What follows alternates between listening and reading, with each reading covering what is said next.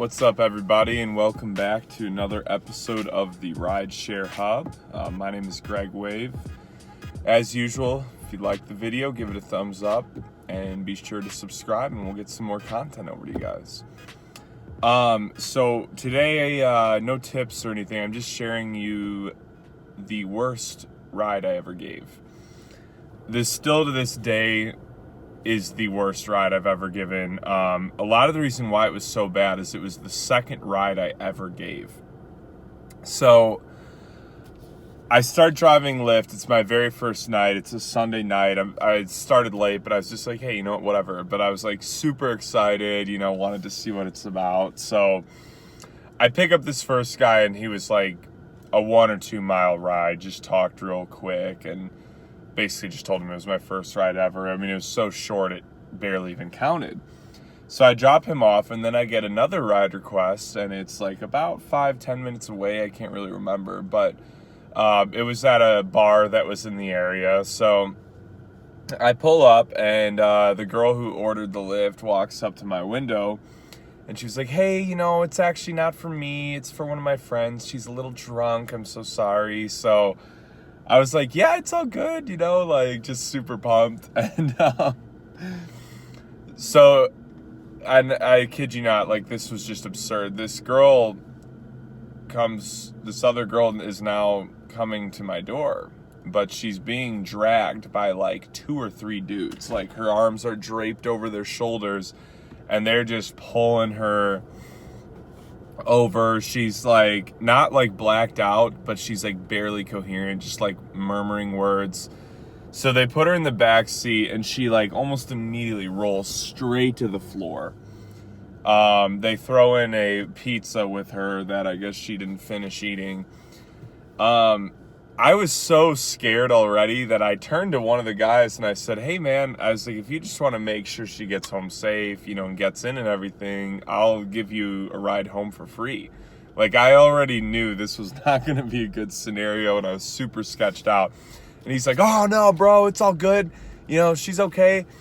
And he was like, when you get there, he's like, she's got roommates, just go knock on the door. They'll come down and they'll, help her get inside and get in safe. And I was like, okay, right on.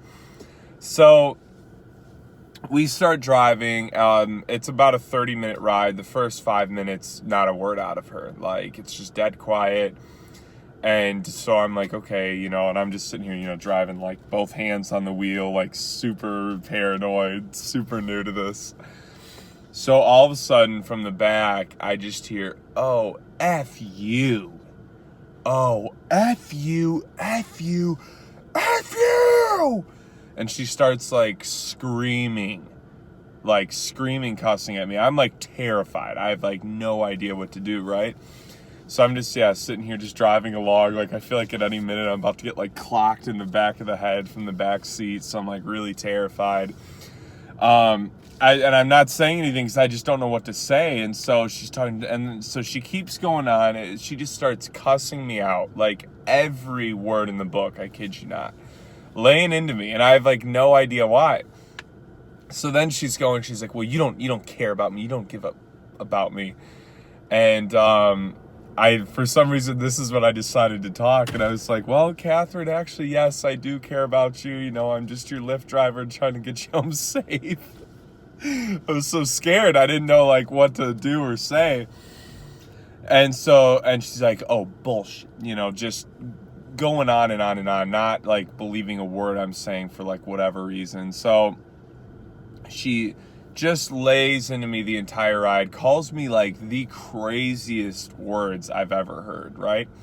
So then we're 5 minutes away, and all of a sudden it's quiet again in the back. So I'm like, oh, great. She passed out, we'll just finish up this leg of this journey and then get the freaking hell out of here.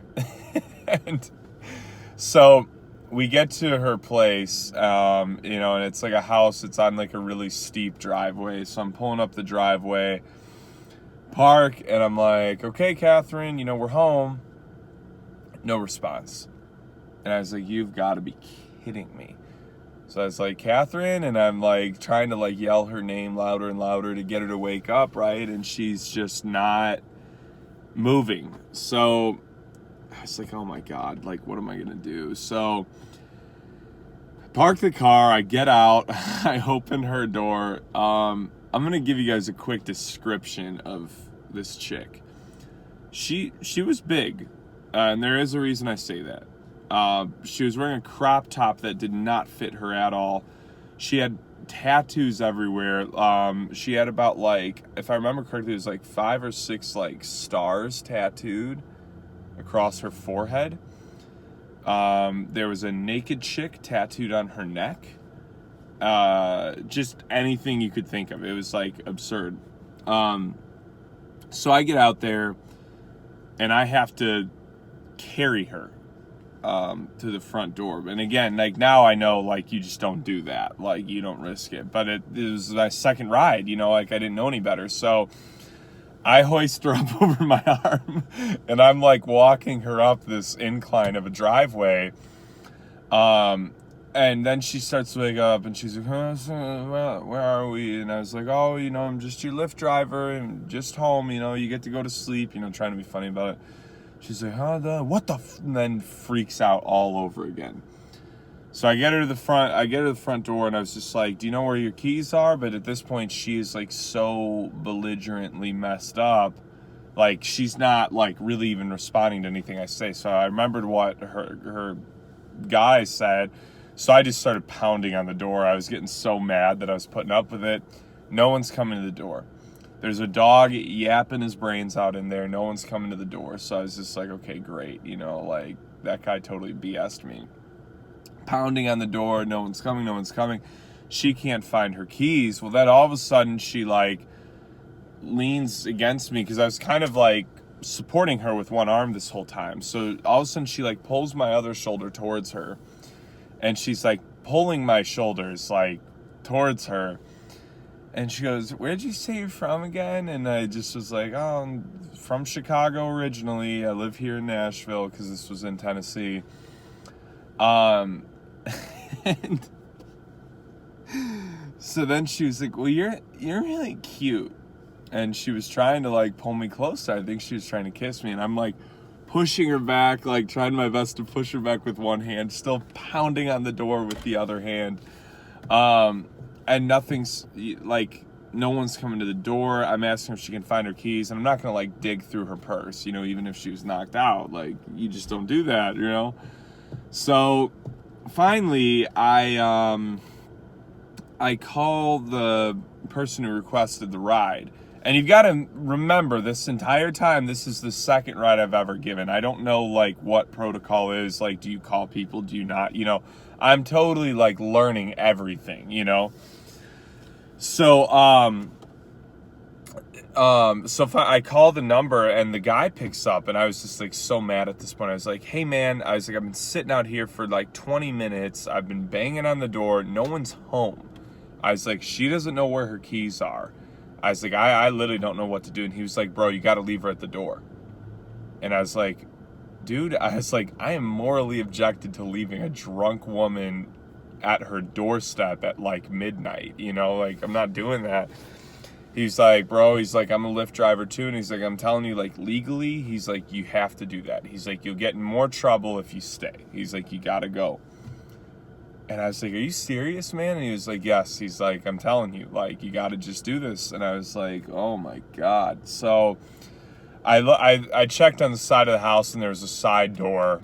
And so I dragged her over there so she would be out of plain sight. And she was knocked out. I set her pizza down by her, and I got in my car and drove away. And I was just like, at that point, I was like, I might not ever do this ever again. Like, that was insanity. But then I talked to some people I knew that have done some Lyft driving, and they were like, yeah, I've been driving for like 3 years. That's never happened to me. So there's a few things to learn from that. I mean, technically, you're not supposed to pick up other people, I believe. I believe that's like a Lyft and Uber rule, that you can't, like, it's supposed to be under their account, you know, not someone else's. However, you're going to give a good amount of rides that are under someone else's account. So, you know, I personally break that rule, but I'll let you decide that. So, I mean, technically, the argument could be that it could have been avoided, you know, if I'd followed the Lyft rules. Um, and the other thing, you know, that I know now in situations like that is, like, you don't have to give a ride you're not comfortable with, you know? I mean, realistically speaking, like, I could have dropped her off at a McDonald's and been like, look, you know, I'm not going to deal with this. You know, you're an independent contractor. You can do what you want. I'm not going to say, like, what should or shouldn't be done there, you know? But the main thing is, looking back, it was the second ride I ever gave. Still to this day, it was like the craziest. I mean, I've had some rougher ones, but that was by far the worst. It was a hideous experience. But yeah, so that's my craziest ride. I would definitely love to hear some of y'all's stories. So if you want, you know, connect with me on IG and DM me some of your stories, some of your crazy experiences. As you guys always know, like this video, subscribe if you want more content, and thank you for watching this episode of the Rideshare Hut.